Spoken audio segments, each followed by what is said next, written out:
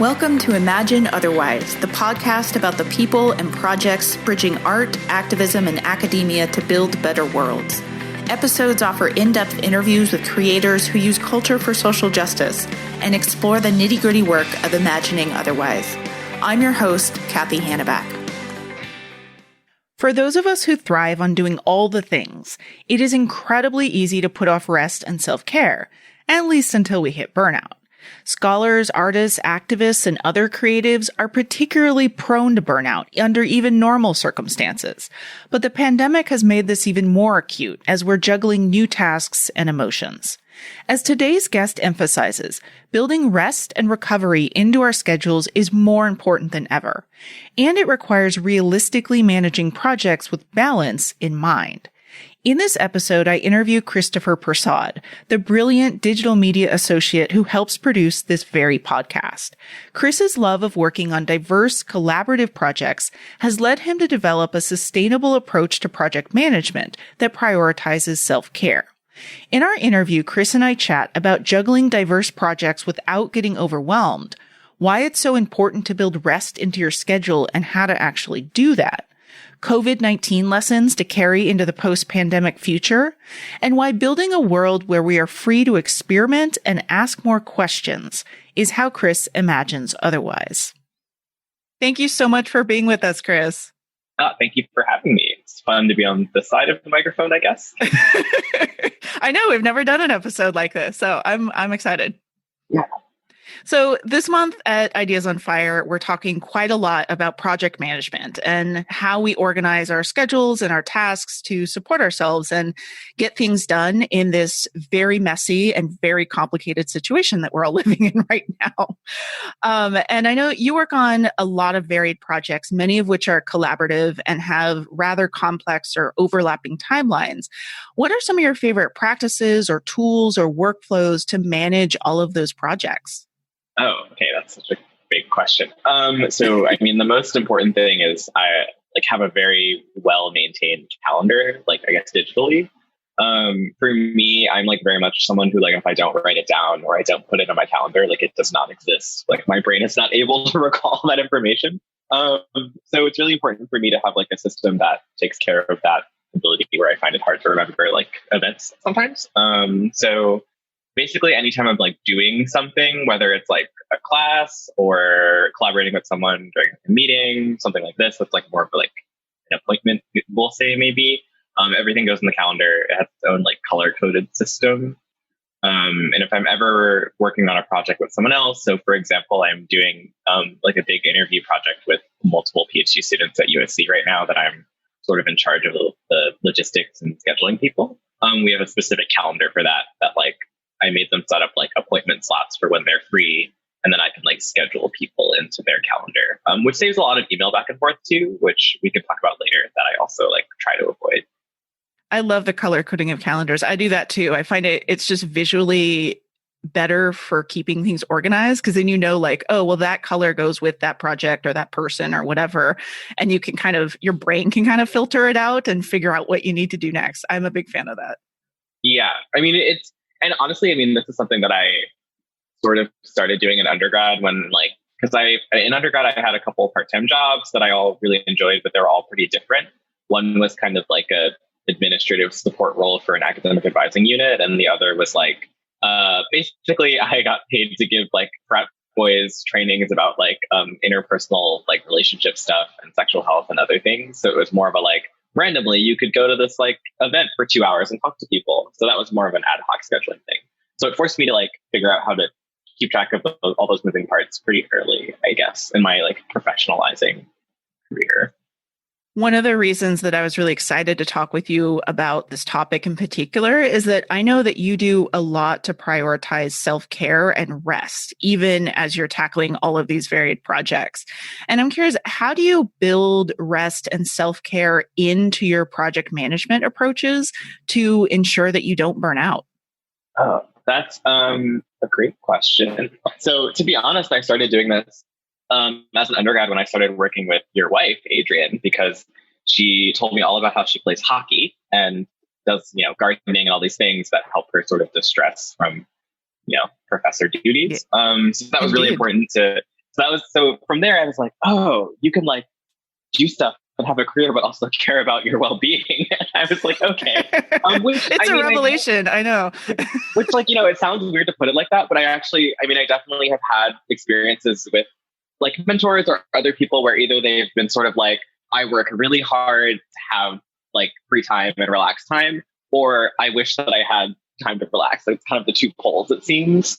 So for me, it was really important, especially like when I finished undergrad and then started working. I briefly worked at a very corporate law firm for a while before I got my job at Microsoft, where I worked for a longer period. But actually, all of those experiences taught me that like it is very easy to work like a 60-hour week if you're not careful and not really take time for yourself.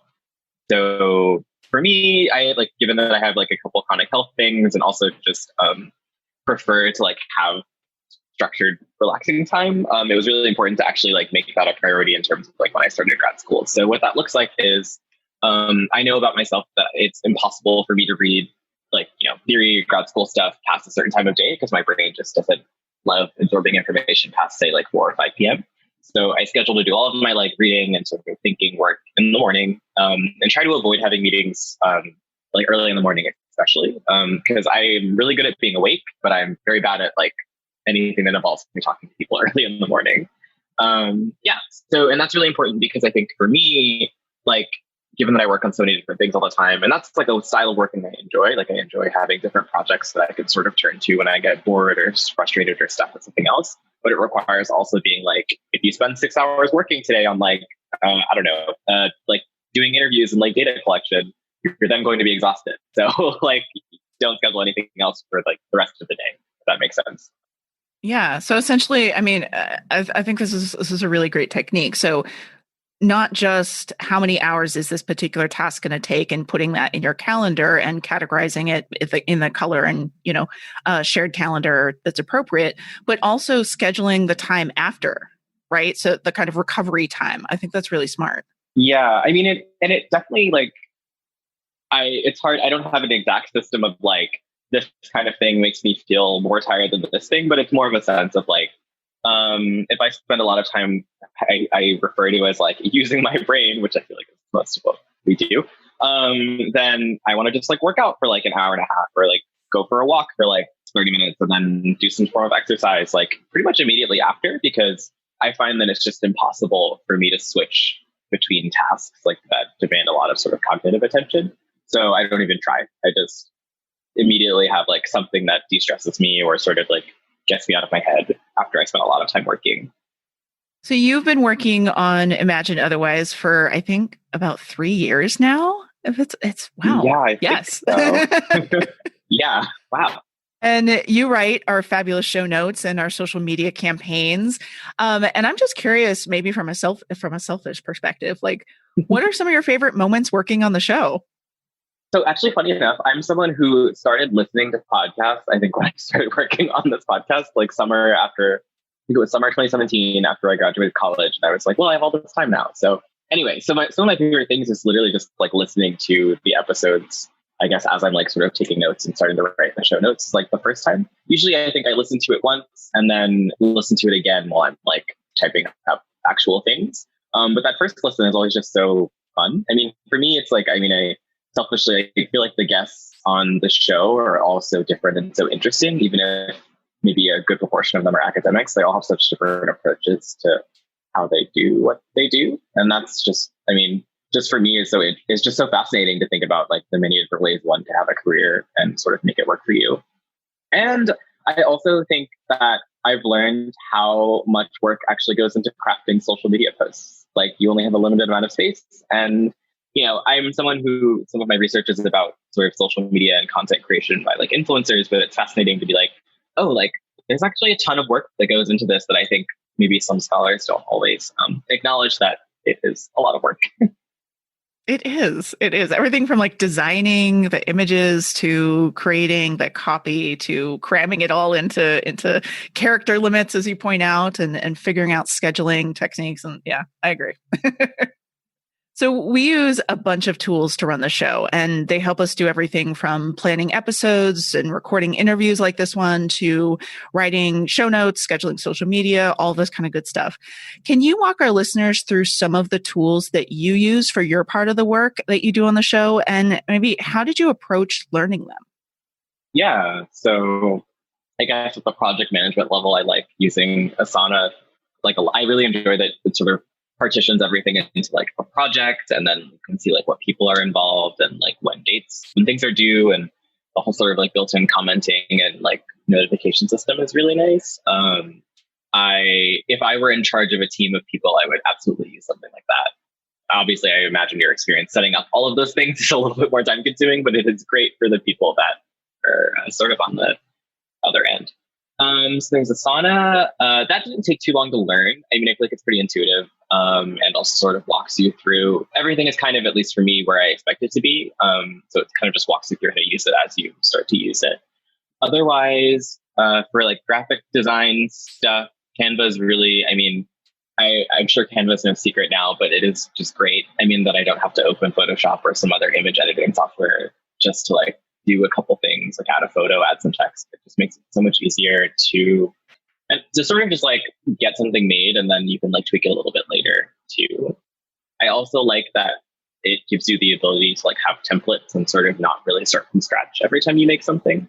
So that's really nice. And that didn't take too long to learn either, though I do have like a bit of experience with like different kinds of graphic design software, because funny enough, the high school I went to had like, there was a track where you could just like learn video and image editing. So I did that, which has come in handy so much in my adult life that I didn't expect.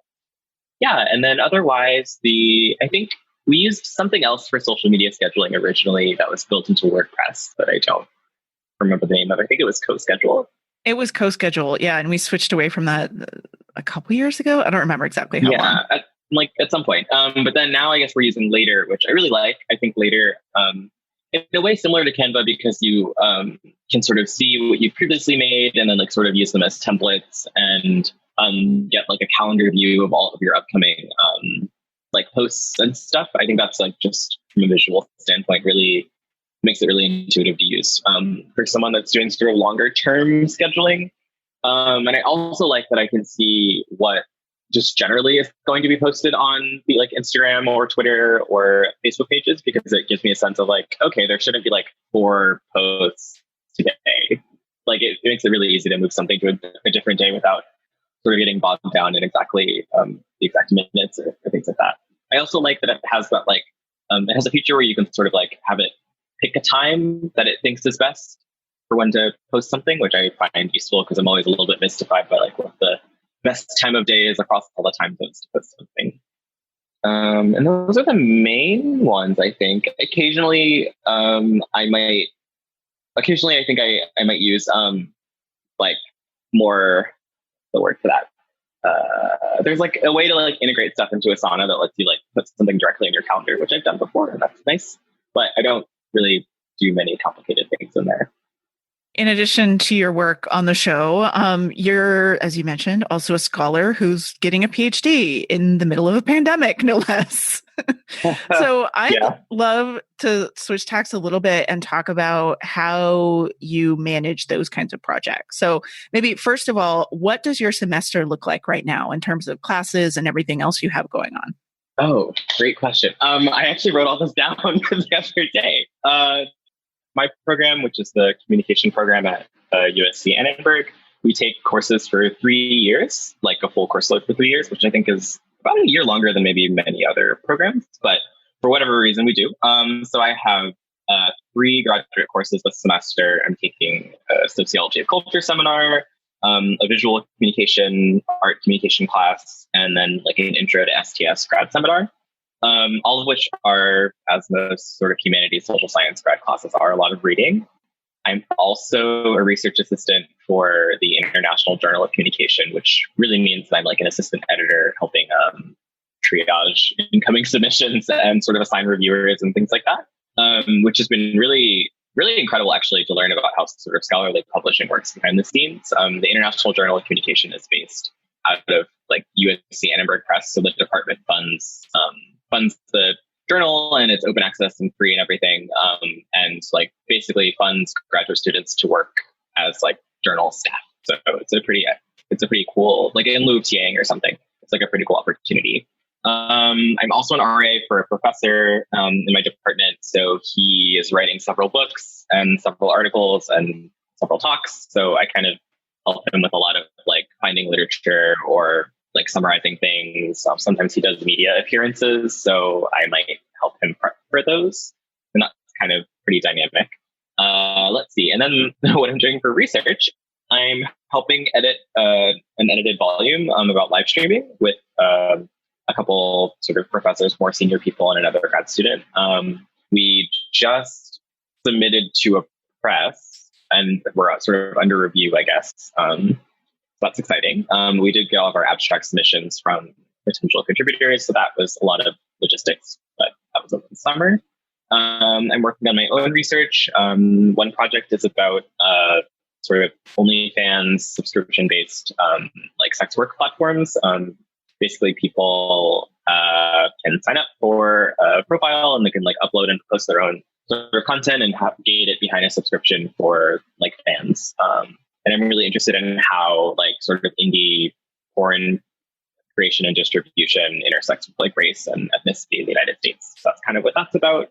I mentioned that large interview project I'm working on at USD. So I'm a part of a games related research group, and they're primarily a bunch of quantitative people. And they wanted to do like a more qualitative project that I just ended up being in charge of. So I'm running like a very large interview study. I think we're planning to interview about 80 people all said and done for various different sub-projects. But that's a lot of logistics and project management, which I have done on my own or working for people like Adrian or my old job at Microsoft. But it's really interesting to sort of be like more in charge, I guess. So that's been a learning experience. And what else am I doing? So just a few things. Just a few things. Yeah, just a few. No, I think that's pretty much everything. I mean, it's like one of those things where I think I love working on things with other people. So I rarely, I think, will ever be doing something completely by myself. So that's one of the things. It's not to say that I'm doing everything for all of these things, but I definitely have my hands in a lot of things. Yeah, that's kind of everything, though. I think that's everything. Maybe I'm forgetting, like, trying to turn a paper from a course project into something I'm doing. I don't know. But I mean, I very much mean that in like, I don't say yes to things anymore. I've dropped this habit from undergrad. I don't say yes to anything that I don't actually want to do. And I think it's really hard before I say yes to something. So if I'm working on something, it's because I actually want to do it and have time for it. Did you find that your approach to managing all of those kinds of projects had to change in the context of COVID? Oh, absolutely. I mean, so in some sense, they've been changes that have been weirdly beneficial in a way. So forcing everyone to do all of our interviews and sort of other sort of more qualitative data collection online has had some challenges in the sense that now you have to sort of deal with people who might not be used to using different platforms to talk to other people, all the emails, all the scheduling, but also has been nice because now, for example, like I can chat with someone who like isn't in LA, but otherwise like has some really interesting things to talk to me about, maybe related to like my project on like OnlyFans and indie porn. For my project that's like that big games project, that's been really interesting because most of the people we're talking to are based in North America. And some of the questions we're interested in are how the pandemic has changed their gaming habits and sort of like other gaming related social activities. So we sort of are like, well, this all got disrupted by COVID, but I guess now that can be a thing we talk about. So that's been really interesting. It's just talking to people from all over the country who have very different experiences about how their gaming and gameplay has been impacted by the pandemic. In the games industry, revenue has gone up quite a lot for sort of the big players in games, but I'm way more interested in people's actual experiences of like, what does that mean? Like, are you playing new games? Are you playing the same ones a lot more? Are you playing with friends, playing alone? Yeah, I mean, COVID has basically just, I think, forced myself and most other people to sort of, I think, reevaluate what you actually want to spend time doing too. I mean, I am getting used to, despite some feelings about it, being home all the time, but I'm also trying to remember that just because I'm home all the time doesn't mean I have to work all the time. So trying to set new and better boundaries for my work life, I think, has been a surprising benefit. So this brings me to my favorite question that I get to ask folks, which gets at the heart of why you do the work that you do in the world. And that's that world that you're working toward when you teach classes, when you go to seminars, when you write your scholarship. So I'll ask you this giant question that you, as the person who's written the show notes for hundreds of these episodes at this point, you've seen so many different answers to this, and I'm so excited to get your answer to this question. So what is the world that you want? Let's see. So I want a world where people can try new things, work on new projects, get new skills without having it to be a part of their like building their personal brand, or having to be good at something, or having to like carve a niche for themselves in some sort of market. I'm just really, because some of my work deals with like influencers and content creators and sort of all these words we have for people that are trying to make a living on digital life. I just find that like it just feels so hard to like just try something and be bad at it. So I really want a world where we can just be bad at things, and that's okay, and try something new. I want a world where my graduate student peers and myself are paid enough to do the work that we do, where there are good, fulfilling, sustainable jobs at the other end of this, whether they're in the academy or not. I want a world where especially doctoral students are not looked down upon for sort of leading academia. Maybe I want academia just to be blown up and reorganized in some different way, I think is maybe the best way to answer that. What else? Oh, and I think I want a world where people are free to ask more questions without worrying about maybe that they don't have the right words to ask questions or don't have the right language to enter certain conversations. Obviously some things aside about there's a reason that people need to be mindful of, other people's experiences and contexts and those things. I think that I just want a world where people are more open to actually like learning and being corrected about things and sort of being called in about stuff. Well, thank you so much for being here and doing this interview and coming in front of the microphone and sharing all of the ways that you imagine otherwise. Thank you. It was great and weird and good to be on the other end.